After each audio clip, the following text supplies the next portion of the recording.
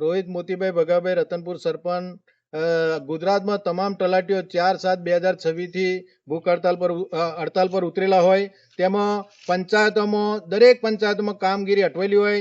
જાતિના દાખલા હોય, પછી વિધવા સહાયના દાખલા હોય, બાળકોના દાખલા હોય, પછી મરણના દાખલા હોય. તમામ જ્યારે ગામડામાંથી ભાઈઓ બહેનો આવે છે વારસાઈ કરાવવા કે દાખલા લેવા કે વિધવા બહેનો, તો તલાટી સાહેબો એમ કહે છે કે ભાઈ અમે હડતાલ પર ઉતરેલા હોય, હવે અમારાથી નહીં થાય.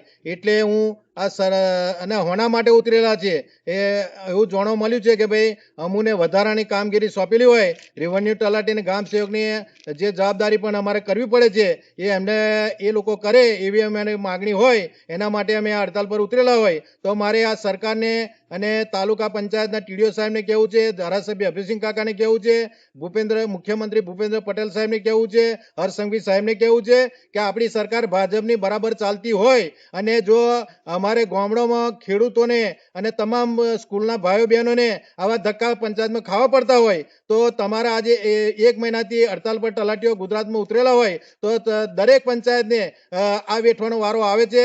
અને હવે સરપંચની ચૂંટણીઓ આવતી હોય અને પંચાયતમાંથી આવીને લોકો ધક્કા ખાઈને પાછા જાય છે ત્યારે અમારે પણ સરપંચોને પણ સાંભળવાનું થાય છે કે તમે બેઠા છે ને અમારું કામ નથી થતું. એટલે હું દરેક અધિકારીઓને કહેવા માંગુ છું, કલેક્ટર સાહેબને કહેવા માંગુ છું છોટાઉદેપુર કે સાહેબ અને વહેલી તકે આ હડતાલ આમની હડતાલ હટી જાય અને દરેક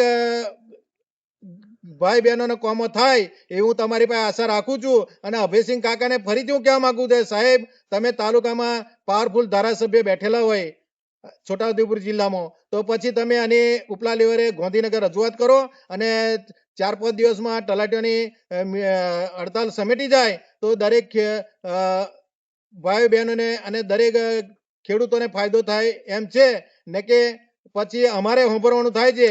એટલે હું તમારી પાસે આશા રાખું છું કે આ વહેલી તકે હડતાલ હટી જાય એવી મારી માગણી છે. રતનપુર સરપંચ મોતીભાઈ.